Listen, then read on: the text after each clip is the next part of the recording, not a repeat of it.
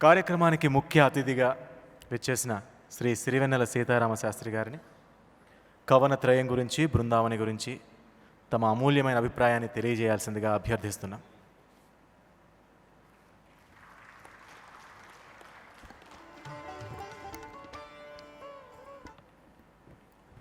శ్రీ గురుభ్యో నమః. సభా సరస్వత్యై నమః.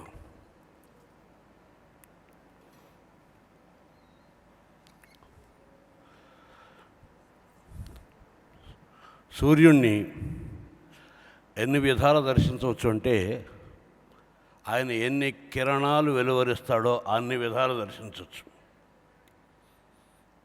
పరకాల ప్రభాకర్ గారిని అన్ని విధాలు దర్శించవచ్చు. ఇందాక అన్నయ్య ఆయన తాలూకు రాజకీయ శేముషి ధౌరంధర్యాన్ని మాత్రమే చెప్పాడు. ఆయన సాహితీ ప్రతిభ కానీ, భాషా వైదగ్ధ్యం కానీ, వ్యక్తిత్వ గరిమి కానీ ఇవన్నీ నాకు అత్యంత ప్రీతిపాత్రమైన విషయాలు. వారికి నమస్కరిస్తున్నాను. ఆయన కవిత్వానికి ఈ దేశం ఇచ్చినటువంటి ప్రత్యేక స్థాయి, దానికి ఉదాహరణగా నిలిచిన కాళిదాసు, దండి ఇత్యాదుల మహానుభావుల శాశ్వతంగా నిలబడిన సాహితీమూర్తులు, వారి గురించిన విషయాలు చాలా చెప్పారు. ఇంకా కవిత్వాన్ని పేరు వినగానే నిలువునా కరిగిపోయేటువంటి నా తమ్ముడు భరణి ఎంత గొప్పగా చెప్పాడో నేను వేరే చెప్పక్కర్లేదు. కానీ ఎందుకు ప్రస్తావిస్తున్నానంటే సభా మర్యాద కోసం మాత్రమే కాకుండా నేను ఇక్కడ కొంచెం చప్పగా మాట్లాడాల్సినటువంటి బాధ్యత తీసుకుంటున్నాను, అందుకు వర్ణిస్తున్నాను. తమ్ముడు మరుసూరి రాజా మాటలు అంత చక్కగా రాస్తాడో అంత క్లుప్తంగా రాశాడు. పుస్తకాలు రాస్తారు ఎవరో, వాళ్ళు అచ్చు వేసుకుంటారు, కాస్త బతిమాలి బామాలి నలుగురు పేరున్న వాళ్ళు తెచ్చుకుంటారు, వేదిక ఎక్కిస్తారు, వాళ్ళేమో నాలుగు మంచి ముక్కలే మాట్లాడతారు. ఇలాగా భరణి కూడా మన కవిత్వం ఎంత గొప్పదో చెప్పాడు. అయితే ఇది కూడా అలాంటి ఒక కార్యక్రమేనా? ఇది కూడా అలాంటి ఒక కార్యక్రమేనా? కాదు, అది చెప్పడమే నా బాధ్యత. మామూలుగా అనిపిస్తున్నట్టు నిన్న సూర్యుడు ఒకలాగే ఉదయిస్తాడు, రేపు సూర్యుడు ఒకలాగే ఉదయిస్తాడు, ఇవాళ కూడా ఒకలాగే ఉదయిస్తాడు. కానీ ఇవాళ సూర్యుడికి మనం ఒక ప్రత్యేకమైన పేరు పెట్టుకుంటాం, పండగ అని. కాబట్టి నిన్నటి సూర్యుడికి, రేపటి సూర్యుడికి, ఇవాళ సూర్యుడికి ఒక తేడా ఉంటుంది, ఒక పండగ. ఇవాళ తొలి ఏకాదశి అనుకుంటున్నాను నేను, బహుశా. ఇక్కడ ఒక అద్భుతం జరిగింది. మనకి ఇటీవల కాలంలో కొద్దిగా 4-5 తరాల దగ్గర నుంచి పట్టినట్టు దౌర్భాగ్యం ఏమిటి అంటే, కళ్ళున్నాయి, చూడటం రాదు. అద్భుతాలు చూడలేము, అద్భుతాలు చూసి ఆశ్చర్యపడలేము. జీవితంలో మొట్టమొదటి కావాల్సింది ఏమిటంటే అద్భుతాన్ని చూసి ఆశ్చర్యపడగలగడం. ప్రతి ఉదయం సూర్యోదయాన్ని చూసి ఆశ్చర్యపడగలగడం, ప్రతి ఉదయం విరుస్తున్నటువంటి ఒకానొక పువ్వును చూసి ఆశ్చర్యపడగలగడం, సముద్రపు ఒడ్డును చూసి వస్తున్నటువంటి కెరటాలను చూస్తూ నిరంతరం ఒక ఆశ్చర్యపు తన్మయత్వంలో తాను మరిచిపోగలగడం, పారాడుతున్న పసిపాప పెదవుల మీద తారాడుతున్న చిరునవ్వుల్ని చూసి మనల్ని మనం మర్చిపోగలగడం. ఈ లక్షణాలు మనం ఎప్పుడైతే పోగొట్టుకుంటామో ఆనాడు మనం బతుకు నుంచి దూరంగా వెళ్ళిపోతాం. కేవలం బతుకుని నటిస్తున్నటువంటి చలన చిత్రాలుగా మాత్రమే మిగులుతాం. ఇవాళ జరిగిన అద్భుతం ఏంటంటే, ఈ అద్భుతాన్ని ఒక కథలాగా చెబుతాను, చిన్న కథలాగా. సాధారణంగా కవితా సంకలనాలు, వాటి ఆవిష్కరణ, బహిష్కరణ, తిరస్కరణ సభలు, వీటికి నేను ఎప్పుడూ హాజరు కాను. వాటి పట్ల నాకు ఏ రకమైనటువంటి చిన్న చూపు లేదు. అవి మంచివా చెడ్డవా చర్చ కూడా నాకు లేదు. నాకు అది తెలియదు అంతే. కవితలు అంటే ఏమిటి, కవిత అఖండికలు అంటే ఏమిటి, ఖండ కవిత్వం అంటే ఏమిటి, మినీ కవిత్వం అంటే ఏమిటి, మెగా కవిత్వం అంటే ఏమిటి, స్త్రీవాద కవిత్వం ఏమిటి, పురుషవాద కవిత్వం ఏమిటి, శిశువాద కవిత్వం ఏమిటి, పశువాద కవిత్వం ఏమిటి, విప్లవ కవిత్వం ఏమిటి, ఇట్లా రకరకాల కవిత్వానికి ముందరున్న విశేషాలను మాత్రమే చర్చించే వేదికలు ఉన్నాయి తప్ప కవిత్వాన్ని చర్చించే వేదికలు ఎక్కడ నాకు కనపడలేదు. కాబట్టి ఆయా విశేషణాలతో నాకు పని లేదు. కాబట్టి నన్ను నేను కవిగా కూడా పిలుచుకోను. చాలా కాలం నుంచి, కాకినాడ నుంచి కూడా ఒక ప్రాబ్లం ఉంది. కవిత్వం అంటే పద్యం రాయాలి, లేదా వచన కవిత రాయాలి. వీడేమిటి మధ్యలో పాడతాడేమిటి డబ్బులు వాయించుకుంటూను అని నేనేమిటో తెలియని ఒక అయోమయంలో వాళ్ళుండి కాకినాడలో నన్ను కూడా అయోమయంలోనే పెట్టారు. ఇప్పటికీ అదే అయోమయంలో ఉన్నాను. కవిత్వం గురించి నేను పెద్దగా చర్చించను, ఆ చర్చోపచర్చలకు పక్కన ఉంటాను. అంటే కవిత్వం అంటే నాకు స్వారస్యం లేదని కాదు, కవిత్వం అంటే ఏమిటి, అది ఎలా ఉంటుంది, దాని గురించి ఇందాక ప్రభాకర్ గారు చెప్పినప్పుడు మీరందరూ ఎంత పరవశించారో నేను పరవశించాను. తమ్ముడు అల్లసాని పెద్దన చెప్పినటువంటి కవిత్వం అంటే ఏమిటి, అలా చెప్పిన వాడిని పెద్దన కవి చెప్పిన పెద్దన వలె అని ప్రభాకర్ చెబితే ఎలా పెద్దన చెప్పాడో తమ్ముడు చెప్పి చూపించాడు కవిత్వం. అయితే ఇవన్నీ మనం విన్నాం, కానీ ఇవాళ జరుగుతున్న కార్యక్రమం తాలూకు విశిష్టత, ప్రత్యేకత, అది మనకి సంబంధించిన ఒకానొక విషయం అన్న విషయం తెలియజెప్పడం కోసమే నేను నిన్ను మాట్లాడుతున్నాను. అది ఎవరో ఒక ఆయన రాసేట, ఆయన గురించి శాస్త్రి గారి దగ్గర చాలామంది వచ్చి బాగా మాట్లాడారట. మనం విన్నాం, కొంచెం లేట్ అయిపోయింది, పర్వాలేదులే, ఎలాగో శాస్త్రి గారు క్షమించేద్దాం, ఇంటికి వెళ్ళిపోదాం అని కాకుండా ఇది మనకి సంబంధించిన విషయమే అని అనిపించడానికి కొన్ని ముఖ్యమైన విషయాలు చెప్తాను. కథ మొట్టమొదట కళ్యాణి మాలిక్తో ప్రారంభం అవుతుంది. కళ్యాణి మాలిక్ నాకు చాలా విపరీతమైన ఇష్టం. కారణం ఏమిటంటే కళ్యాణి మాలిక్ సహజంగా ప్రవర్తిస్తాడు, దేనిని అభినయించడు. తనకు మ్యూజిక్ డైరెక్టర్నో మరోటనో దేనిని అభినయించడు. ఇందాక తమ్ముడు కూడా చెప్పాడు, మనసారా నవ్వుతాడు, అతను నవ్వులు రికార్డింగ్గా వేస్తే సరిపోతుంది అని. అతని వయసు ఎంతో నాకు తెలియదు, కానీ నాకు పసిపాపలు అంటే చాలా ఇష్టం, అతనికే ఇష్టమే ఉంటుంది. ఆ పసిపాపనే నేను ఎప్పుడు కళ్యాణిలో చూస్తాను. అతని తాలూకు సంగీతం కూడా అంతే సహజంగా ఉంటుంది. అతనికి ఏ రకమైనటువంటి శాస్త్రీయ సంగీత పాఠాలు, అలవాట్లు, శాస్త్రాలు, దాంట్లో రాగాలు, రోగాలు, యమకాలు, గమకాలు ఇలాంటివి ఏమీ తెలియవు. ఎవరైనా అడిగితే ఆ సందర్భం వింటాడు, ఆ సందర్భానికి ప్రవర్తిస్తాడు, ఆ సందర్భానికి సహజంగా ప్రవర్తిస్తాడు. అతను నోటంటే ఏదో వస్తుంది, ఆ వచ్చిన తర్వాత రాస్తుంటే చిత్రహింస పెడతాడు. ఏమో ఒక అక్షరాన్ని సర్దుకుంటే నేను అలా సర్దుకోనండి, నాకు ఆ అక్షరం అలా రాలేదండి, ఇలాగ తన అని వచ్చింది, మీరు తన అనేటట్టు రాయండి అని పెంకితనం చేస్తాడు. ఆ పెంకితనం ముచ్చటగా ఉంటుంది. అంటే కొంచెం లోతుకెళ్తే బొగ్గు బదులు వజ్రం దొరుకుతుంది. మనం ఎంతకన్నా మనల్ని మనం తవ్వుకుంటున్నా ఎక్కడైనా ఆగుదాం అనుకుంటాం, కానీ ఆగనివ్వడు, ఇంకా తవ్వుకొనిస్తాడు. ఇందాక మీరే చూశారు ఎట్లా మాట్లాడాడు. నా దగ్గర పాటలు మ్యూజిక్ చేయడానికి వచ్చినప్పుడు వాళ్ళని అడిగాను, మీకు ఒక నయా పైసా తిరిగి రాదు, మీ పుస్తకంలో ఏముందో నాకు తెలీదు, అది చూసినా కూడా నాకు అర్థం అవ్వదు, కవిత్వానికి ప్రపంచంతో సంబంధం లేదు, మీకు అసలు లేవి అమ్ముడుపోవు అని చెప్పాను అని సహజంగా మాట్లాడగలిగిన వాళ్ళు మీరు ఎవరు చూశారు చూడండి. సభానుసరికల్లా ఒక మర్యాద ఉంటుంది కదా, చాలా అత్యద్భుతమైనటువంటి విషయాలు రాశారు, నేను కూడా చాలా శ్రమించి భక్తి శ్రద్ధలతో కూర్చొని చేశాను అని చెప్పేవాళ్ళే ఉంటారు తప్ప ఇవి మాట్లాడేవాళ్ళు ఉండరు. ఇతను ఇంతలో చెప్తున్నానంటే ఆ కళ్యాణి మాలిక్ లేకపోతే నేను ఇక్కడ ఉండేవాడిని కాదు. అతను రోజు ఫోన్ చేసి, శాస్త్రి గారు మీరు ఒక చిన్న రిక్వెస్ట్ అందించాలి ఏనన్నాను. అతను ఏం చెప్పినా చేస్తాను నేను, అంటే అతనంటే నాకు ముద్దు, చెప్తున్నాను కదా, చాలా ముద్దు.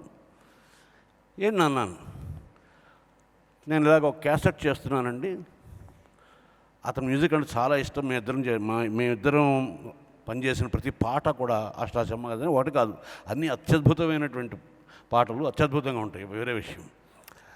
ఒక క్యాసెట్ చేస్తున్నానండి, ఆ క్యాసెట్ సభకి మీరు రావాలి. ఓ ప్రైవేట్ క్యాసెట్ చేయటం, దానికి ఒక సభ పెట్టడం, ఓకే.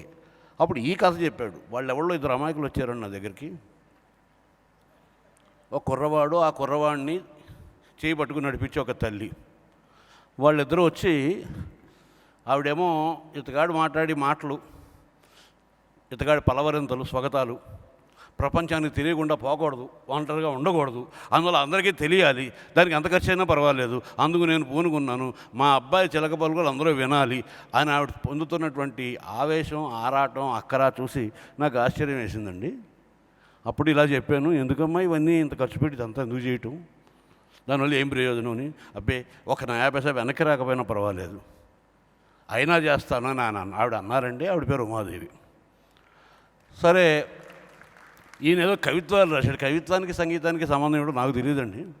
ఇందులో ఏవైనా మ్యూజిక్కి కనుక లొంగితే గనక వాటిని కాస్త పాటలుగా చేసి పెట్టండి, ఆ రోజు అక్కడ మేము క్యాసెట్ విడుదల చేసుకుంటాం. కవిత్వాలు చాలా ఉంటాయి, వాటిలో కనిపించిన వాటిని చేసుకుంటాం. నేను చూసానే నాకు దొరికే, అది కూడా అతను బాణీలు కట్టడం అనే పని ప్రారంభం చేసిన తర్వాత బాణీలకి పాట రాయించుకోవడానికి బదులు పాటకి బాణీ కట్టడం అనే మొట్టమొదటిసారి ఒక పని చేస్తున్నాడు అతను, మొదటిసారి. ఇది చాలా చేశానండి. సో రండి అంటే సహజంగానే నాకు అసలు కవిత్వాల నా కవిత్వం అన్న మాట చెవికి వినపడలా. కవితా సంకలనం అన్న మాట కూడా నాకు వినిపించలేదు. ఎవరో పాటలు రాశారు, ఆ పాటలు రాసి ఒక ఆవిడ ముచ్చటపడ్డారు. ఆ ముచ్చటపడ్డ వాళ్ళందరూ ఊరికి కేవలం ముచ్చటపడకుండా దీన్ని బయటకు తీసుకురావడానికి అవసరమైన వ్యయ ప్రయాసాలకు వచ్చి సిద్ధపడ్డారు. ఇదేదో తమాషాగా ఉంది, కాలానికి చాలా విరుద్ధంగా కూడా ఉంది. పొగడ్డానికి కూడా ధనం తీసుకునే ఈ కాలంలో మాకు ధనం అక్కర్లేకపోయినా సరే కవిని ప్రోత్సహిస్తున్నప్పుడే భోజరాజు అలాంటి మాట్లాడప్పుడు విన్నాం మన కృష్ణదేవరాయలు అన్ని. ఈ కాలంలో కూడా ఇలాంటి వాళ్ళు ఉంటారా అని ఒక ఆశ్చర్యం కలిగింది. సరేదో కుర్రాడు పాటలు రాస్తున్నట్ట. నా కళ్యాణ్ని ఫోన్ చేసాడు మ్యూజిక్, వెళదాం విందాం. ఆ తర్వాత వాళ్ళిద్దరిని నా దగ్గర తీసుకొచ్చాడు. అతను అడవి సూర్యుడు, విపిన్ సూర్య, అరణ్య భాస్కరుడు. ఈ అరణ్య భాస్కరుడిని కన్నా అమ్మ నాన్న కూడా ఇక్కడే ఉన్నారు. ఈ అడవి సూర్యుడు ఏమిటి చేస్తాడో 3 పుస్తకాలు పట్టుకొచ్చి ఇచ్చాడు. అక్కడ కాసేపు మాట్లాడుకున్నాం. ఆ ఉమాదేవి గారితో మాట్లాడుకున్నాం. మాట్లాడుతున్నప్పుడు ఆవిడ తాలూకు సాహిత్యం పట్ల ఆవిడకున్నటువంటి అక్కర, అభినవేశం, ఆరాటం ఇవన్నీ చూసి నేను చాలా ఆశ్చర్యపోయాను. వాళ్ళు చాలామంది చెప్తుంటారు భాష చచ్చిపోతుంది, కవిత్వం చచ్చిపోతుంది, మరొకటి ఏదో అయిపోతుంది, వాళ్ళు మనం భాషను ఉద్ధరిద్దాం, కవిత్వాన్ని ఉద్ధరిద్దాం, ఏదో పూనుకుందాం అని. ఏది చచ్చిపోదు, సత్యం ఎప్పుడు సృష్టిలో ఉంటుంది. సంస్కృతాన్ని మృత భాష అని ఎవరు అంటే నేను మాట అన్నా. సంస్కృతం మృత భాష కాదయ్యా, దురదృష్టవశాత్తు సంస్కృతం మృతుల భాష అయింది. చచ్చిన వాళ్ళ భాష అయింది కానీ సంస్కృతం మృత భాష కాదు, సంస్కృతం అమృత భాష. వేదం కానీ ఏదైనా సృష్టిలో ఉంటుంది. అదృష్టము, అవకాశము, అవసరము 3 కలిగినప్పుడు ద్రష్టకి స్ఫురిస్తుంది, స్ఫురించి తనను తాను ఆవిష్కరించుకుంటుంది. అలాగా ఈ ఉమాదేవి అనే ఆమె పడిన అక్కర, అతని భావాలు చూసి నేను ఆశ్చర్యపోయానండి. నేను ఇప్పటికీ కూడా కవితలు అంటం లేదు, ఖండ కవితలు అంటం లేదు. వాటికి ఒక పేరు పెట్టడం నాకు ఇష్టం లేదు కనుక. ఎందుకంటే ఈ కవితల పేరుతోటి, కవితా సమావేశాల పేరుతోటి కొన్ని వందల కార్యక్రమాలు నేను చూశాను. You scratch my back, I scratch your back అని చప్పట్లు కొట్టుకునేటువంటి విశేషాలన్నింటినీ గమనించాను. అందరూ కూడా ఏ సభగానే వెళ్తే నాకు అన్నిటికంట 2 విషయాలు ఏమాత్రమో నచ్చని విషయాలు. మెడ నిండా పూలదండలు వేస్తారు. ఆ పూలదండలు దోమలు జీవనం ఉంటాయి, అవి కరుస్తుంటాయి. కరుస్తున్నా సరే నవ్వుతూ పెట్టాలి మొహం. దాన్ని నా మనవరాలు తన్నమానము అని పేరు పెట్టింది. పువ్వులు జల్లి చేతికి నెత్తిని కిరీటం పెట్టి చేతికి ఒక కర్ర ఇచ్చి దుప్పటి కప్పుతారు అని చెప్పింది నా మనవరాలు.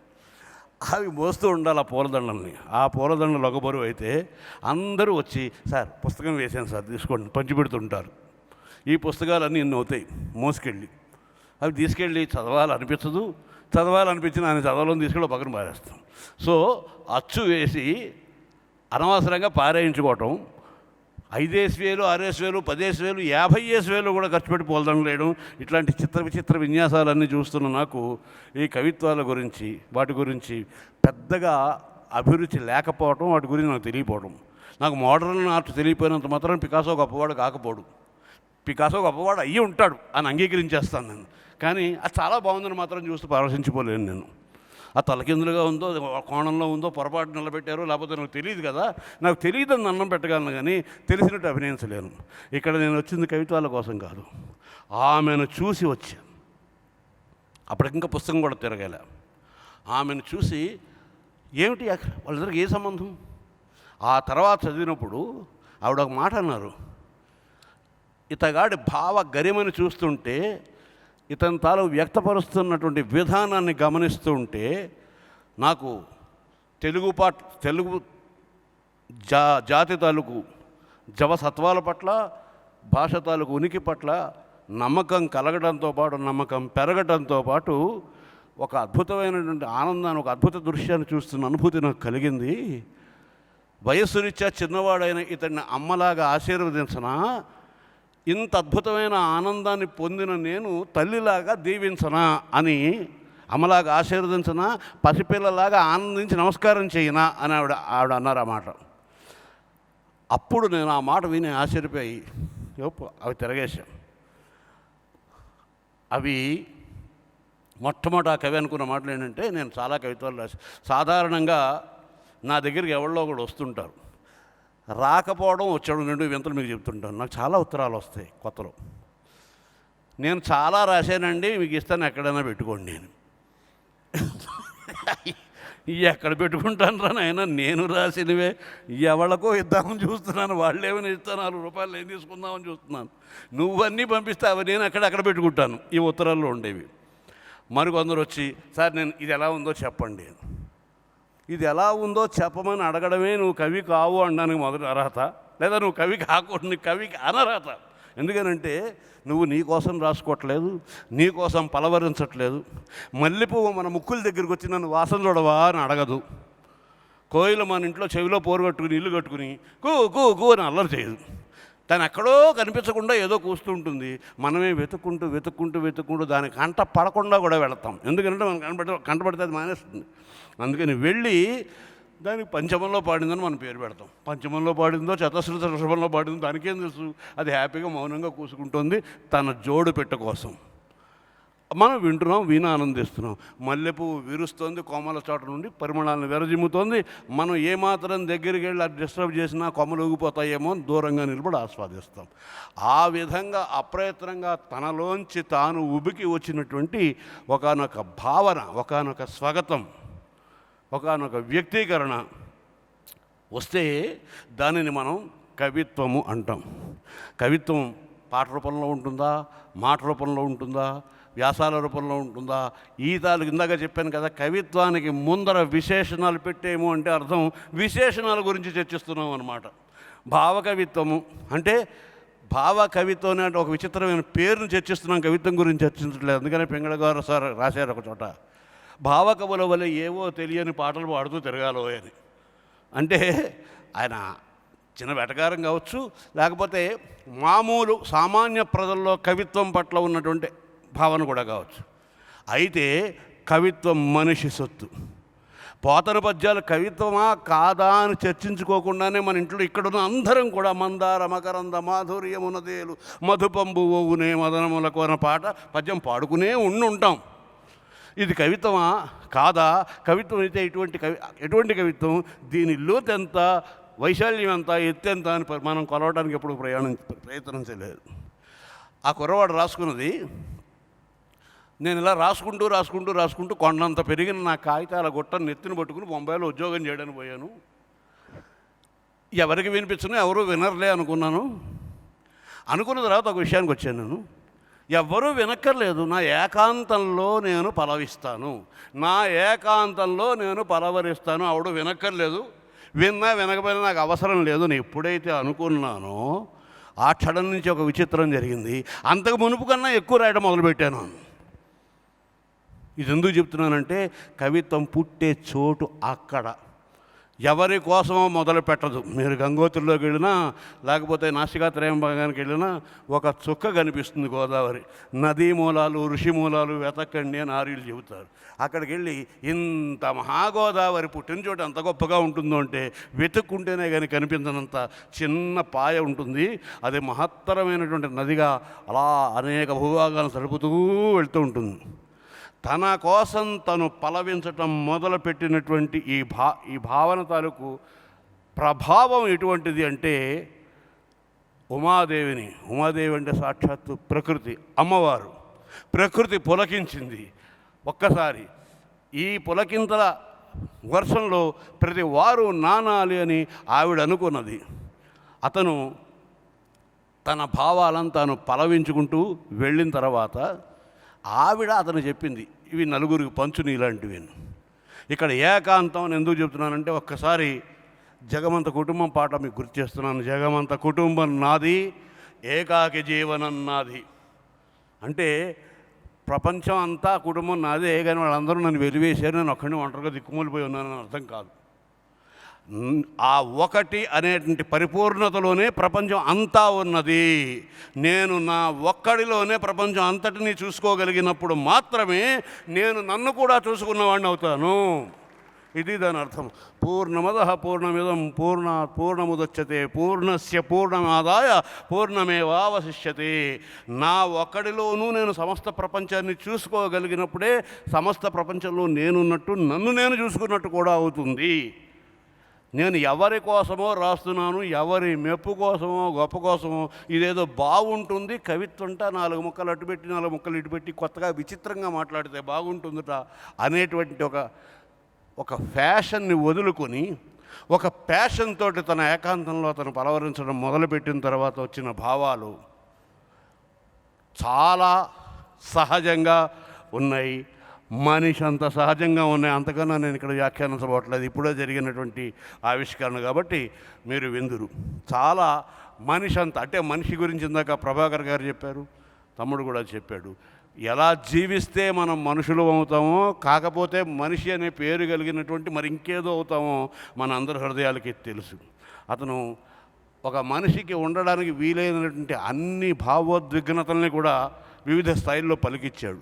ఆ పలికించడానికి లేదా పలికించడానికి అతను ప్రయత్నపూర్వకంగా ఏం చేయలేదు. అతను అడిగిన మాట ఒకటే చెప్పాను మొట్టమొదట, అబ్బాయి నువ్వు ఇక్కడి నుంచి రాసావా ఇక్కడి నుంచి రాసావా అని అడిగాడు. ఇక్కడ నుంచి నువ్వు ఏదో వస్తే నీకు తెలియకుండా నువ్వు ఏదో అంటూ ఉంటే అప్పుడు దాని సహజ నిసర్గ సౌందర్యం ఉంటుంది. ఇది ఇలా చేస్తే బాగుంటుంది, ఫ్యాషనబుల్గా ఉంటుంది అని చేస్తే గనక అది ఒక కవిత్వంలో ఉంటుంది. అంటే ఇక్కడ కవిత్వాన్ని నేను కించపరిచాను అనుకోవద్దు. కవిత్వానికి ఈ రోజుల్లో పట్టినటువంటి అధోగతి. కవిత్వమే కాదు, చాలా శాస్త్రాలు కూడా, ప్రతి శాస్త్రము మనిషిది. అది ముందర మీరు గుర్తించండి. పాట ఎప్పటిది? మనిషిది. చిత్రకళ ఎప్పటిది? మనిషిది. శిల్పం ఎప్పటిది? మనిషిది. సాహిత్యం ఎప్పటిది? మనిషిది. అయితే మనిషి పెరుగుతున్న కొద్దీ మనిషితో పాటు ఆ వాటిని కూడా మెల్లిమెల్లిగా శాస్త్ర స్థాయికి తీసుకెళ్ళి ఒక పెద్ద సంగీత కచేరీ జరుగుతుంటే ఒక శాతమే అటు వెళతారు. 99% అదేదో శాస్త్రీయ సంగీతం అంట, మనకు అర్థం కాదులే, గగ్గ మమ్మ అంటారట, మనకు అర్థం కాదులే అని వెళ్ళిపోతారు. కవిత్వ సమావేశాలకి ఎవళ్ళు వెళ్ళరు.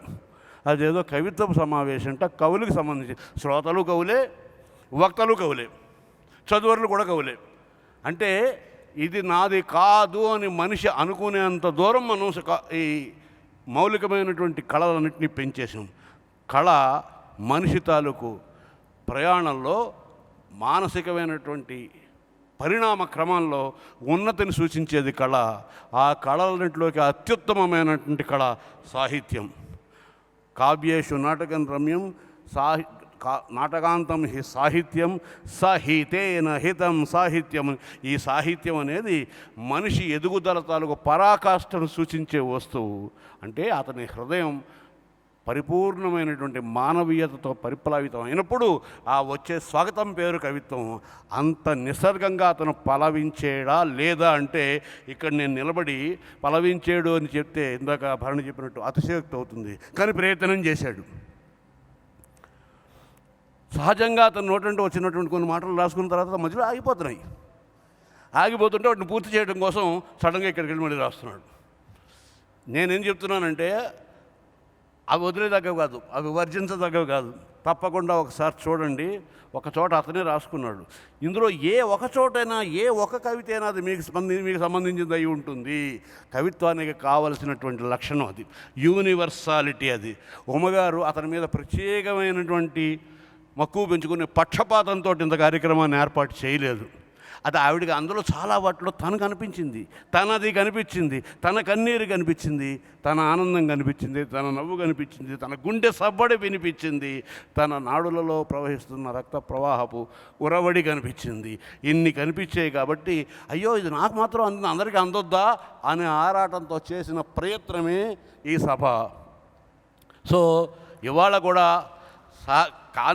కవిత్వం అంటూ వస్తే ఎక్కడి నుంచో ఎక్కడో ఎవరో ఒకరు ప్రతిస్పందించి దానికి తప్పనిసరిగా ఇంగో కప్పిన గొడ్డని ఎంతో కాలం దాచలేరు అన్నట్టు అది ఎవరో ఒకరు చేస్తారు. అది కవులు తెలుసుకోవాల్సింది ఏమిటంటే, నేను ఒక కోయిల్లా కొమ్మల్లో దాక్కుని నేను నాకు వచ్చిన కూతను కూస్తాను, అది పంచమా షడ్జమా అన్నది విని వాళ్ళు నిర్ణయించుకుంటారు. అలాగే నేను అది వాటంతటా ఆవిష్కరించబడ్డ స్థితులు అయినప్పుడు అవి మనిషి తాలూకు భావాలే అయి ఉంటాయి. మొట్టమొదటి మనం గుర్తించాల్సింది ఏంటంటే, వ్యక్తులందరినీ విడివిడిగా చూస్తున్న మనం వ్యక్తులందరికీ సామాన్య లక్షణమైనటువంటి మనిషితనాన్ని గమనించగలిగితే కొన్ని వందల వేల కోట్ల జనాభా ఉండదు. మనిషితనం అనేది ఒకటే ఉంటుంది. కోపం కానీ, ద్వేషం కానీ, ప్రేమ కానీ, మోహం కానీ, విరహం కానీ, ఏవైనా ఈ భావాలు ప్రతి ఒక్కరికి సంబంధించినవే. నా ఏడుపు నేను ఏడిస్తే అది మీ కళ్ళ నీళ్లు తెప్పిస్తుంది. నా నవ్వు నేను నవ్వితే మీ పెదవుల మీద చిరునవ్వు పూస్తుంది. నేను మీ ఏడుపును పలికిద్దామని ప్రయత్నిస్తే గ్లెజరైన వేసుకున్న కళ్ళల్లోంచి నటించినట్టు అవుతుంది. మీ నవ్వుని నేను నటించడానికి ప్రయత్నం చేస్తే, నేను ఇలా చేస్తే మీరు నవ్వుతారు అనుకుని నేను ప్రయత్నం చేస్తే అది వెకిలితనం అవుతుంది. ఇక్కడ ఒక విచిత్రం జరిగింది ఈరోజు. ఈ విచిత్రం చెప్పి ఆపేస్తాను. ఇది కూడా మనం గమనించాలి. ఇది తెలిసి జరిగిందో తెలియక జరిగిందో తెలియదు, కానీ శ్రీశ్రీ ఒకసారి ఒక మాట అన్నాడు. ఆయన, నా కవిత జాతి జనులు పాడుకునే గీతంగా మారాలి అని ఆయన ఆకాంక్షించాడు కానీ కింద శ్రీశ్రీ అని సంతకం పెట్టాడు. దానివల్ల వచ్చిన నష్టం ఏంటంటే, నా కవిత, నా పాట జాతి జనులు పాడుకునే గీతం కావాలి అని శ్రీశ్రీ అన్నాడు అని మనం చదువుకున్నాం మనం అలా. కానీ మన జీవితంలో సామెతలోనే ఉంటాయి. ప్రతి సామెత ఒక కవిత. మనం సామెత లేకుండా 10 వాక్యాలు కూడా మాట్లాడలేము. ఆ సామెతను మొట్టమొదటి అన్నవాడెవడు? అది కవిత్వమే కదా. వాడు మనకు అలా ఇచ్చాడంటే ఆ సంపద తన పేరు రాసుకోలే. ఇక్కడ మీరు గమనించండి, ఈ క్షణం వరకు కూడా నాకు ఉమాదేవి గారంటే ఏమీ తెలియదు. వారి పుస్తకంలో చూశాను కాబట్టి ఇంటి పేరు కోట అని తెలుసు. వారి వివరాల గురించి, వారు చేసే ఉద్యోగాల గురించి, వ్యవసాయం గురించి, వ్యాపారం గురించి ఏమీ తెలియదు. అలాగే విపిన్ సూర్య అన్న పదం తప్ప ఇంకేమీ తెలియదు నాకు. తెలుసుకునే ప్రయత్నం కూడా చేయలేదు. అతి విచిత్రంగా అతను 3 పుస్తకాలు వేసిన కూడా తన పరిచయం రాసుకోలేదు ఎక్కడా కూడా. మీరు గమనిస్తే ఏ కవితా సంకలనైనా కవిత్వాల కన్నా దాని ముందు మాటలు వెనక మాటలు కవి పరిచయం చాలా జాస్తిగా ఉంటుంది. ఫలానా వీధిలో దసరా పండుగలు, నవరాత్రుల పందిరిలో నాకు సెలవు కప్పారు, ఇలాంటి వ్యవహారాలన్నీ చాలా ఎక్కువ ఉంటాయి. అతను తెలిసి చేశాడో తెలియక చేశాడో తెలియదు, కానీ 3 కవితల సంపట మీద ఎక్కడా అతను పరిచయం లేదు. దానివల్ల జరిగింది ఏమిటి అంటే, విపిన సూర్య అని మనమే అవుతాం. అవి మన భావాలే అవుతాయి. విపిన సూర్య అంటే అడవిలో సూర్యుడు, అరణ్య మధ్యాహ్న సూర్యుడు, అడవి కోసం సూర్యుడు, అడవితో సూర్యుడు. మీరు ఎన్ని భావాలైనా తెచ్చుకోండి, కళ్ళ ముందర అనేక భావాలు కలుగుతాయి. చెట్లు ఎత్తుగా పైకెదిగి తమ చిటారు కొమ్మల చిగురుటాకుల కరాలతో, చేతులతో సూర్య కరాలని చప్పట్లాడుతూ ఉంటే ఆ చప్పట్ల కింద పడ్డ ఎర్రని బుల్లి ఎండ అని రామకృష్ణ శాస్త్రి గారు చెప్పిన కవిత్వంలాగా మనకి కనబడుతుంది. అదొక అద్భుతమైనటువంటి తనలో తనే ఒక ప్రకృతితో ఆడుకున్న ఆటలాగా కనిపిస్తుంది. అలాగే ఎర్రని తన తాపాన్ని భూమి మీదకి పంపిస్తున్నప్పుడు చిట్టి ఆకులు చెయ్యి అడ్డం పెట్టి, ఏది భూమిని తాకు చూస్తాను, నువ్వు తాకలేవు, నేను అక్కడే ఆపేస్తాను అని ఒక నీడ నేల మీద కనిపిస్తూ ఉంటుంది. ఇలాగా ఒక అడవిలో సూర్యుడి తాలూకు విన్యాసాలన్నీ మనకు కనిపిస్తాయి. అవి ఏకాంతంగా జరుగుతున్నాయి. అర్థం చేసుకోండి, అక్కడ అడవికి సూర్యుడికి ప్రేక్షకులు ఎవరూ లేరు. ఇప్పుడు కూడా ప్రేక్షకులు ఉండరు. మనం చదివితే మనం మనిషి అయిపోతాం చదివేటప్పుడు. అది కవిత్వానికి కావాల్సిన మొట్టమొదటి లక్షణం. ఇప్పుడు మనం అక్కడ ఫలానా అతను, అది బహుశా పన్నెం అయ్యి ఉంటుంది నాకు తెలిసి, విపిన్ సూర్య, అడవి సూర్యుడు, ఇలాంటి మాటలు ఎవరు పెట్టుకోరు. ఆ అరణ్య భాస్కరుని కానీ అమ్మ నాన్న ఇక్కడే ఉన్నారు, వాళ్ళు ఆ పేరు పెడితే గొప్పగా పెట్టారు. లేకపోతే కలం పేరు అయ్యి ఉంటుంది. వాట్ ఎవర్ ఇట్ ఈస్, ఆ పుటల్లో మనం కనిపిస్తాం. మన తాలూకు ప్రసవ వేదన కనిపిస్తుంది, కృత్యాద్యవస్థ కనిపిస్తుంది, దీన్ని పూర్తి చెయ్యాలి అనే ఆరాటం కనిపిస్తుంది. శిల్పాన్ని చెక్కడానికి చేసే ప్రయత్నం సగం చేసిన తర్వాత తెలియకపోవటం, ఆ తెలియకపోయిందని ఏదో 4 దెబ్బలేసి ఏదో వంక చేసి చెయ్యోగాలు ఏర్పాటు చేయాలనే తపత్రయం, ఒక చిన్న పిల్లడితనం, కృషి, ఇన్ని కనిపిస్తాయి. కనుక ఇది అన్ని కవితా సంకలనాల ఆవిష్కరణ లాంటి సభ కాదు. ఇది ఇక్కడ కూర్చున్న మన అందరికీ సంబంధించిన ఒక వైచిత్రి, ఒక మంచి పండగ రోజు. అది ఇలాగా ఇంతమందికి, ఎంతమంది ఉన్నారు అంటే దీనికి లెక్కక్కర్లే, ఇంతమందే ఉన్నారే, ఇంత తక్కువ మందే ఉన్నారే అని బాధపడక్కర్లేదు. ఇన్ని హృదయాలకు వెళితే అవి హృదయాన్ని తడితే అవి మరికొన్ని వందల వేల హృదయాలకు అంతటి పాట అంతటా అవే వెళతాయి. అదే ఉమాదేవి గారు సంకల్పించారు. సో ఆవిడ సంకల్పం పరిపూర్ణంగా నెరవేరింది అనే భావిస్తున్నాను. ఈ కార్యక్రమాన్ని తర్వాత ఇందాక తమ్ముడు చెప్పాడు, ఇందాక ప్రభాకర్ గారు కూడా చెప్పారు, విశ్వనాథ సత్యనారాయణ గారు అన్నమాట. అతడు పండితుడు, అతడు కవి కనుక చెప్పక్కర్ లేకుండానే వాడు ఆగర్భ దరిద్రుడు. ఎవడైతే కవి పండితుడు అయ్యి ఉంటాడో వాడు దరిద్రుడే అయ్యి ఉంటాడు. ఇదొక చేలోక్తి. సరస్వతి ఉన్న చోట లక్ష్మీదేవి ఉండదు. ఇదొక లోక వ్యవహారికం. గుడ్డలు కూడా మాసిపోయి ఉంటాయి, గడ్డం మాసిపోయి ఉంటుంది. చింపిరితలు వేసుకుని ఓ సంచి తగిలించి తిరుగుతుంటాడు భావకవి.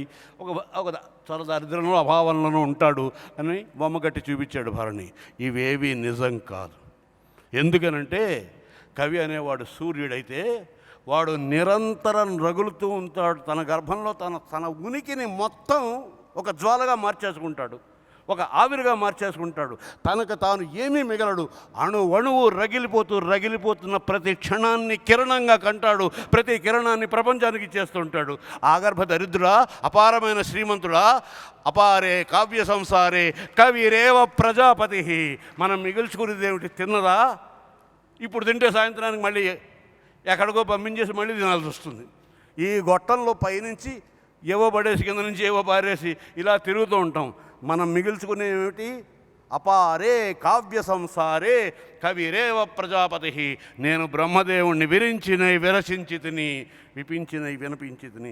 ఈ జీవన గీతాన్ని ఆశాంతం కాలం ఉన్నంతకాలం అనవరతం నిరంతరం మీకు అలా జీవన గీతాన్ని వినిపిస్తూనే ఉంటాను అని చెప్పగలిగిన ఏకైక ధిషణ కలిగిన వాడు కవి మాత్రమే. కవి ఉన్నవాడు, మిగిలిన వాళ్ళందరూ లేని వాళ్ళే. కనుకనే రాజులు కూడా శిరస్సొంచి కవికి పాదాభివందనాలు చేసి తమ కిరీటాలను తమ కోటీరాలను ఆయన పాదాల ముందర పెట్టి ధన్యులమయ్యాం, ధన్యావయం అని అనుకున్నారు. ఆ విధంగా ఇవన్నీ మామూలు సామెతలు, వృధా సామెతలు. సరస్వతి ఉన్న చోట లక్ష్మి ఉండదు, అత్తాకోడళ్ళు, ఇవన్నీ డైటీలు. వాళ్ళకి చుట్టరికాయలు కలిపి కూర్చుంటే మనం చాలా విచిత్రాలు, ఎవడెవడికి మేనమామ, ఎవడెవడికి తల్లు, ఇవన్నీ మనం చెప్పలేము. సో కేవలం మన తాలూకు మన గుణాలను అనుసరించి రూపాలను తయారు చేసుకోవడమే తప్పిస్తే వాళ్ళకి చుట్టాలు పక్కాలు ఎవరు లేరు. విష్ణుమూర్తి అత్తగారు ఎవరంటే ఎక్కడి నుంచి చెప్తాం? అమ్మా నాన్న లేరు, అత్తగారు ఎక్కడి నుంచి వస్తారు? సో ఇలాంటి చుట్టరికాలు, పేదరికం ఏమీ లేదు. కవి దగ్గర ఉన్నంత సంపద ఇంకెవ్వరికీ లేదు. అయితే ఇక్కడ నేను చెప్పదలుచుకుందంటే, రాసేవాడు వినేవాడు ఇద్దరు ఉండరు. సహృదయుడు అనే మాట అలంకార శాస్త్రంలో ఉంటుంది. సహృదయుడు అంటే మంచివాడు అని అర్థం కాదు, సమానమైన భావంతో స్పందించేవాడు అని అర్థం. సో ఒకానొక రేడియో స్టేషన్లో ఒక వ్యాఖ్యాత హావభావాలు పోతూ ఆంగిక అభినయం చేస్తూ హాయ్ హైదరాబాద్ అని కులుకుతూ మాట్లాడుతూ ఉంటుంది. ఎందుకని అంటే ఒక భావం ఆమె వెనకాల ఉంటుంది. ఇప్పుడు నేను చేస్తున్నటువంటి హావభావాలు కానీ, ఆంగికాభినయాలు కానీ, వాచకం కానీ వినటానికి కొన్ని కోట్ల రిసీవర్స్ ఉన్నాయి, కొన్ని కోట్ల రేడియోలు ఉన్నాయి అని ఒక నమ్మకం చేత తను ఇక్కడ చేస్తుంది. కానీ ఎవరు నా చుట్టుపక్కల లేరే, నా కలీగ్స్ కూడా ఉండరే, డిస్టర్బెన్స్ అవుతుంది, తలుపులు కూడా వేసేస్తారే, నేను ఈ ఒంటరి గదిలో కూర్చొని వికృతంగా ఇలా మాట్లాడడం ఏమిటి, ఇవాళ డ్యాన్స్ చేయడం ఏమిటి అని అనుకోదు. ఎందుకనంటే అవి రిసీవ్ చేసుకునేటువంటి ఆ రేడియో తరంగాలు వెళ్ళి మళ్ళీ ఆ సెట్ల నుంచి వాళ్ళ చెవులకు వినిపించే ధ్వని తరంగాలుగా మారతాయని తెలుసు కనుక అక్కడ ఆ పని చేస్తోంది. అలాగే కవి ఏకాంతంలో పలవిస్తున్న ప్రతిసారి ప్రపంచంలోనే ఉన్నాడు. కనుకే కవి భావాలు హృదయాల్లో ఆవిష్కరించబడతాయి. ఎప్పుడు? కవి అయినప్పుడు. కవి ఎప్పుడవుతాడు? ఏకాంతంలో ఉన్నప్పుడు. కవిత్వం అనడం తప్ప మరి ఇంకే పర్పస్ లేకుండా అనగలిగితే. సో ఈ 3 పుస్తకాలు వేయటం వరకు నాకు ఈ అరణ్య సూర్యుడి తాలూకు నిజాయితీ పరిపూర్ణంగా తెలిసింది, నచ్చింది కూడా. ఇది అందరూ వినాలి, లేదా అందరూ చదివేయాలి. నాకు మెచ్చి మేకతోళ్ళు కప్పాలి, తన్నమానాలు చేయాలి అన్నది నేనేమీ కోరుకోలేదు. ఆ తపన ఏమైనా ఉంటే ఆ తపన అమ్మగారు పడ్డారు. మనం ఈ పుస్తకాలను చూస్తాం, ఆ పాటలను వింటాం. ముఖ్యంగా ట్యూన్ చేసేటప్పుడు కూడా కళ్యాణి మాలికలాగే ట్యూన్ చేశాడు. ఇవి కవిత్వాలు కదా, ఇంకేదైనా చేద్దాం, మరో శాస్త్రాన్ని అధ్యయనం చేద్దాం, ఇంకొక పాండిత్యాన్ని ప్రదర్శిద్దాం. ఎప్పుడూ కళ్యాణ్ అలా ప్రవర్తించాడు. తనకు ఒక పాండిత్యం ఉందని కూడా అనుకోడు. తనకి ఏం వస్తే అది చేస్తాడు. అందువల్ల విన్న పాటలన్నీ కూడా చాలా బాగున్నాయి. అవి మనకి చెవిలోంచి బయలుదేరి ఇక్కడికి వెళ్ళి ఇక్కడి నుంచి ఇక్కడికి ప్రయాణం చేస్తాయి. మన అందరం ఆనందిస్తాం. ఎంత ఆనందిస్తామంటే మనమే విపిన్ సూరి అయిపోతాం. పెద్దగా అతని గురించి వివరాలు అడగాలని అనుకోము. ఆ తర్వాత ఎప్పుడో మన భావోద్విగ్నత తగ్గినప్పుడు భరణి చెప్పినట్టు మనం పరవశించడం, పులకరించడం, స్నానం అయిపోయేటప్పుడు, ఒళ్ళు తుడుచుకునేటప్పుడు అప్పుడు ఎవడే విపిన్ సూర్య అని పేరు ఊరు తెలుస్తుంది. అంతవరకు మీ అందరి తరఫుని అతనికి అభినందనలు, అభివాదాలు కూడా తెలియజేస్తూ నమస్కారం.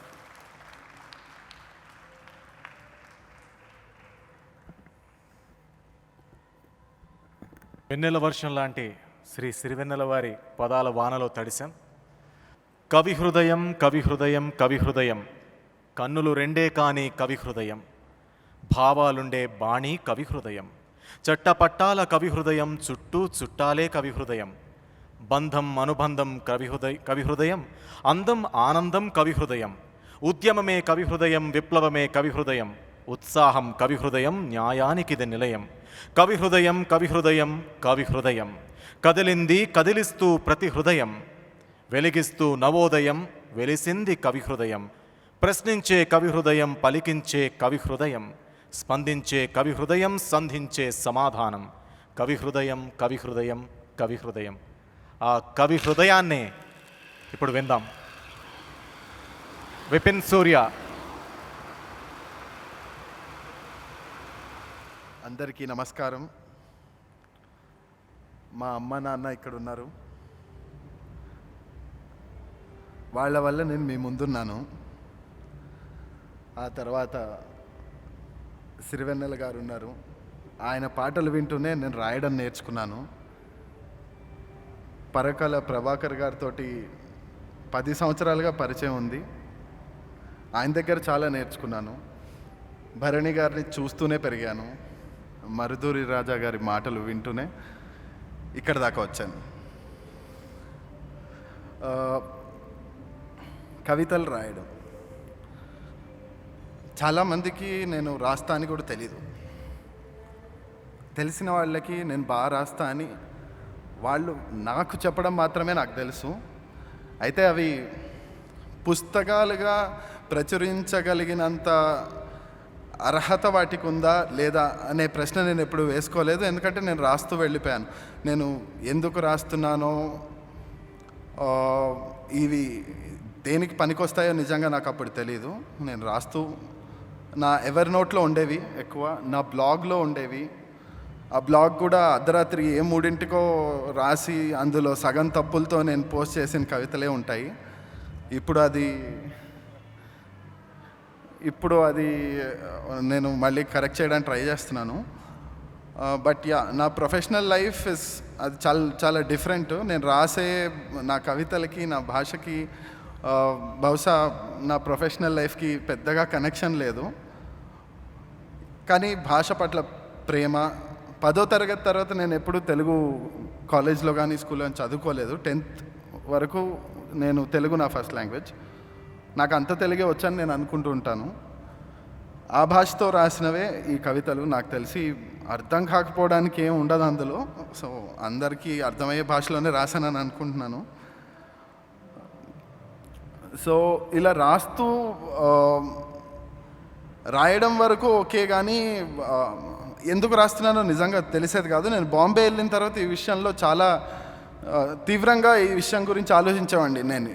నేను ఏదో నా దగ్గర దాచుకోవడానికి కోసం అయితే నేను ఎందుకు రాయడం, దాని పర్పస్ ఏంటి, నేను రాసి నా దగ్గర దాచేసుకోవడం, ఏదో నలుగురు ఫ్రెండ్స్, నాకు కొంచెం క్లోజ్ ఫ్రెండ్స్ ఉన్నారు, వాళ్ళందరికీ వాట్సాప్లో షేర్ చేయడం తప్ప దాన్ని ఎప్పుడు పెద్ద అంటే ఇంకేం ఆలోచించలేదు దాని గురించి. రాయడమే అంతవరకే. ఉమాదేవి గారు నాకు 10 సంవత్సరాల నుంచి పరిచయం. మేము అంటే వర్క్ పరంగానే పరిచయం, కానీ ఆవిడికి నేను కవితలు రాస్తా అని కానీ, నాకు ఆవిడకి కవితలు అంటే ఇంట్రెస్ట్ అని కానీ తెలీదు. ఏమో బహుశా అంటే నేను ఇన్ని కవితలు రాశాక కానీ నాకు ఎక్కడో ఆ అవకాశం రావడానికి అర్హున్నో కాదో అని పరీక్ష పెట్టిందేమో కామాక్షమ్మ, ఇన్ని రోజులు ఎదురు చూసిందేమో అని అనిపిస్తుంది. ఆ కామాక్షమ్మ రూపంలోనే ఉమాదేవి గారు వచ్చి ఇవి తెలియాలి, ఇది ప్రపంచం ఖచ్చితంగా ఆదరిస్తుంది ఇలాంటి సాహిత్యం అని చెప్పడం, అది నాకు చాలా ప్రోత్సాహాన్ని ఇచ్చింది. ఖచ్చితంగా మనం ఈ పుస్తకాలు ప్రచురించాలి, 10 మందిలోకి వెళ్ళాలి అని ఆవిడ ప్రోత్సాహం ఇప్పుడు నేను మీ ముందు ఇలా నిలబడ్డాం. అయితే ఈ ప్రయాణంలో ఒక హైవే మీదకి వెళ్ళిపోయాం మేము. అక్కడ మాకు కళ్యాణి మల్లిక్ గారు పరిచయం అయ్యారనమాట. ఆయనతో అసలు ఏంటిది, వాట్ ఈస్ దిస్ అంటే అప్పుడు నాకు వచ్చిన ప్రశ్నలు అవే. ఎందుకు, అవును నిజంగానే పాటలు చేస్తాము, ఎలా ఎవరికి రీచ్ అవుతాయి, పాటలు చేస్తే ఎక్కువ మందికి రీచ్ అవుతాయి, కానీ ఆ పాటలు ప్రైవేట్ ఆల్బమ్ అనే కల్చర్ మనకు లేదు, మరి ఏంటి, సరే ఇవన్నీ తర్వాత ఫస్ట్ అయితే చేద్దాం అనే ఓ డిసిషన్కి వచ్చేసాము. అప్పుడు కళ్యాణ్ గారికి దాదాపు ఒక 20-30 కవితలు నేను పంపించడము, అందులో మేము మళ్ళీ వాటి మీద డిస్కస్ చేస్తూ అసలు ఇవి చెయ్యాలి అని ముందు అనుకోలేదండి. ఇవే చెయ్యాలి అని ఫస్ట్ డెసిషన్ తీసుకోలేదు. కవితలు ఆయనకు పంపించడం, ఆయన వాటికి ట్యూన్ చేయడానికి ట్రై చేయడం, దీనికంటే ఇది బాగుంటుందేమో అని ఆయన చేయడం, ఇలా చాలా డిస్కషన్స్ జరిగేవి. చాలా ట్రావెల్ చేశాం యాక్చువల్గా. అంటే ఆయన మ్యూజిక్ డైరెక్టర్ కాదు, ఇన్ఫ్యాక్ట్ నేను ఆయన గురూజీ అని పిలుస్తూ ఉంటాను. చాలా విషయాలు, విపిన్ దీన్ని ఇలా మార్చి రాస్తే ఎలా ఉంటుంది, నువ్వు ఇలా దీన్ని ఇటు చేస్తే నాకు ఇంకా ట్యూన్ చేయడానికి ఈజీగా ఉంటుంది అని ఆయన చాలా సలహాలు ఇచ్చేవాళ్ళు. అలా దాదాపు నా కవితలన్నీ ఒక 7 కవితల్ని ట్యూన్ చేశారు ఆయన. అది ఐఎమ్ రియలీ బ్లెస్డ్. నేను నిజంగా చాలా సంతోషంగా ఉన్నాను ఇవాళ. ముఖ్యంగా అంటే నేను చిన్నప్పటి నుంచి ఎవరిలా తయారవ్వాలి అనుకుంటూ పెరిగాను. అంటే ఇద్దరండి. ఒకరు మా నాన్నగారు, ఓహో ఒక వస్తువు గురించి మనం తెలుసుకుంటే దాని గురించి మళ్ళీ మనం ఇంత బాగా తిరిగి చెప్పగలగాలి అనే విషయం నేను మా నాన్నగారి దగ్గర నేర్చుకున్నాను. రెండోది సిరివెన్నెల సీతారామ శాస్త్రి గారు. ఆయనలాగా ఒక్కటి ఏదైనా రాస్తే ఇంకా చాలా చచ్చిపోవచ్చు అనుకునేవాడిని. సో అలాగే పెరిగాను. ఇంగ్లీష్ మీడియం స్కూల్స్, కాలేజెస్ అసలు జీరో, ఎటువంటి కనెక్షన్ లేదు. ఎస్, మా నాన్నగారు సినిమా రైటరు, ఆయన 3 పుస్తకాలు రాశారు. ఆ తర్వాత మాకు సినిమా ఇండస్ట్రీకి ఖచ్చితంగా చాలా దూరం ఏర్పడింది. మా లైఫ్స్లో మేము బిజీ అయిపోయాం. సో నేను నా profession is completely different from what all this is. కానీ సాహిత్యాన్ని బతికించుకోవాలి అనే తపన మాత్రం నాలో ఎప్పుడూ ఉండింది. నాకు తెలుగు భాషకి నన్ను దూరం చేశారనే బాధ ఉండేదండి. నేను తెలుగు భాషకి దూరం అయిపోతున్నాననే బాధతో, ఆ కసితో ఎక్కువ రాశానేమో అనిపిస్తుంటుంది ఒక్కోసారి ఆలోచిస్తే. ఎందుకంటే అందరూ పిల్లల్లాగే నేను ఇంగ్లీష్ మీడియం స్కూల్స్, అందులో పెద్దగా తెలుగు మాట్లాడనివ్వరు, అలానే పెరిగాను. సో ఇంత అందమైన భాషను మనం ఎందుకు పోగొట్టేసుకుంటున్నాం? ఆ భాషలో నేను మాట్లాడుతుంటే నాకు ఒక రకమైన తృప్తి వస్తుంది కదా, అదే తృప్తి నేను రాస్తుంటే ఇంకా బాగుంటుందేమో అనే ఒక ఆలోచనే నాతో రాయించేది. నా ఫ్రెండ్స్, నా మిత్రులు చాలామంది ఉన్నారు ఇవాళ ఇక్కడ. I'm really thankful to all my friends. వాళ్ళు నన్ను ఎంకరేజ్ చేశారు. అంటే ఎవరికి తెలియనప్పుడు ఎప్పుడో ఏదో ఒకనొక పాయింట్ ఆఫ్ టైంలో ఇది రాశాను అనగానే, అరే ఇది చాలా బాగుంది. ఇన్ఫ్యాక్ట్ తడిసిపోదామని నేను ఒక కవిత రాశాను. అది మా ఫ్రెండ్ యాక్చువల్ నాకు పాడి వినిపించాడు నా కోసము. మస్తాన్ ఇక్కడ ఉన్నాడు. సో అలాగే మహేందర్ అని నా ఫ్రెండ్ ఉన్నాడు. యుగంధర్, గణేష్ అని డైరెక్టర్, ఆయన సినిమాకి పనిచేశాడు కూడా. సో వీళ్ళంతా కూడా ఖచ్చితంగా నా వెనకుండా ఎప్పుడు చెప్పేవారు. శశిభాయ్ అని ఉన్నారు, ఆయన అక్కడ కూర్చున్నారు. సో వీళ్ళందరికీ ఖచ్చితంగా వాళ్ళు నా కవితలు వినిపించేవాడిని. ఇన్ఫ్యాక్ట్ వాళ్ళని పట్టుకొని, మీరు వినాల్సిందే, నా కవిత వినిపిడి ఎలా ఉందో చెప్పని గొడవపడ్డ రోజులు కూడా ఉన్నాయి. సో వాళ్ళు చెప్పినా చెప్పకపోయినా నేను మాత్రం రాయడం ఆపలేదు. సో ఇవాళ ఇక్కడ ఉన్నాను, చాలా సంతోషంగా ఉంది. Thank you so much. ఈ కవితల్ని మీరు అందరూ ఆదరిస్తారని అనుకుంటాను. ఈ స్థాయికి నా రచనల్ని తీసుకొచ్చే ప్రయత్నం చేసిన ఉమాదేవి కోట గారికి జన్మతః రుణపడి ఉంటాను. సభకు వచ్చేసిన వారందరికీ కూడా నేను జన్మతః రుణపడి ఉంటాను. ధన్యవాదాలు. ఉమాదేవి గారిని ఒకసారి వేదిక మీదకి ఆహ్వానిస్తాను. అమ్మని తీసుకురావడానికి కొడుకు కదిలాడు.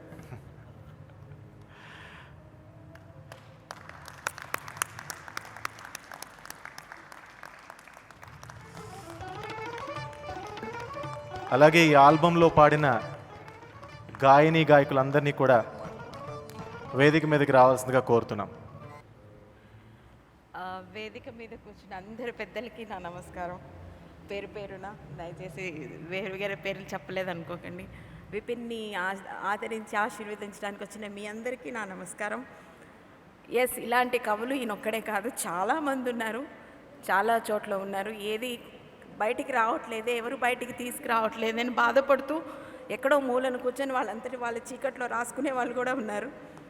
వాళ్ళందరినీ మీరందరూ ఏదో ఒక టైంలో ఎక్కడో ఒక చోట కలిసి వాళ్ళని ఎంకరేజ్ చేసి మంచిగా 10 మందికి తెలిసేలాగా బయటికి తీసుకొచ్చే ప్రయత్నాలు మీరు కూడా చేస్తారని ఆశిస్తూ ఆ విపిన్ సూర్యుడిని తప్పకుండా నా ఆశీర్వాదంగా ఆశీర్వదిస్తున్నాను ఈ సభాముఖంగా. Thank you so much.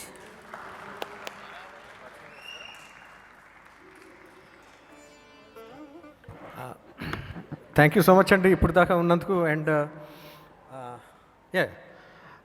నా ఆల్బంలో పాడిన సింగర్స్ వీళ్ళే చాలా చాలా అద్భుతంగా పాడారు. సభాముఖంగా వీళ్ళందరికీ మళ్ళీ థ్యాంక్స్ చెప్తున్నాను. థ్యాంక్ యూ సో మచ్ అందరూ వచ్చినందుకు, చాలా సంతోషంగా ఉంది. Thank you. సీతారామశాస్త్రి గారు కోట్ చేసిన ఒక గేయాన్ని పాడడానికి రవళి.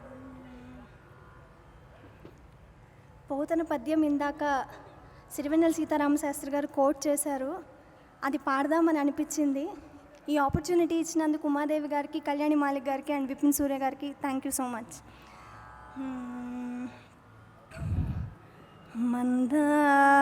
మందారమకరంద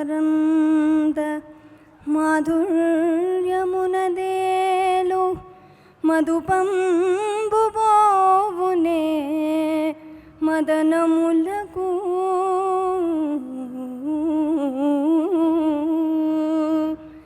నిర్మల మందాకిని వీచికల తూగు రాయంచనునే తరంగిణులకు లలితరసాల పల్లవ ఖాదియై చొక్కు కోయిల చేరునే కుటజములకు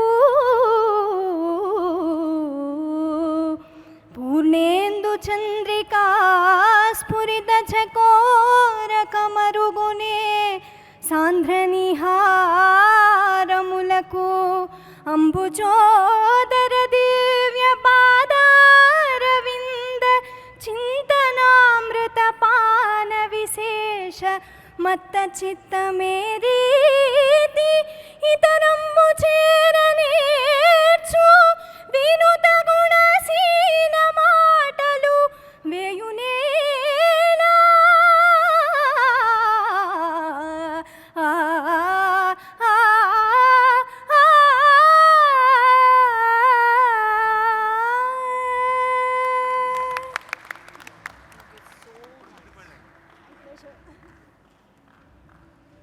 మృదుల రవళి ముందుకు వెళ్ళాలి. ముందుకు వెళ్ళండి, సీతారామశాస్త్రి గారి ఆశీర్వాదాలు తీసుకోండి.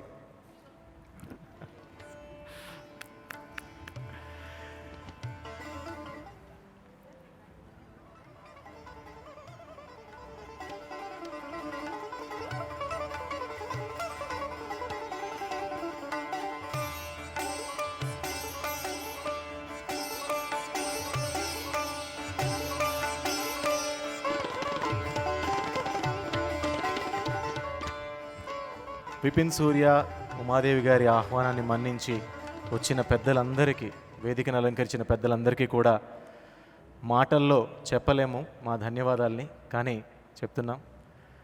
మేము జన్మంతా కూడా రుణపడి ఉంటామని చెప్పాడు. అదే నిజం.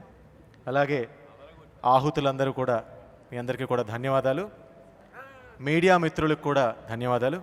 ఈ కార్యక్రమానికి విచ్చేసిన ప్రతి ఒక్కరికి పేరు పేరున విపిన్ సూర్య, అలాగే ఉమాదేవి గారు, అలాగే కళ్యాణి మాణిక్ గారి బృందం తరపున ధన్యవాదాలు తెలియజేసుకుంటున్నాం.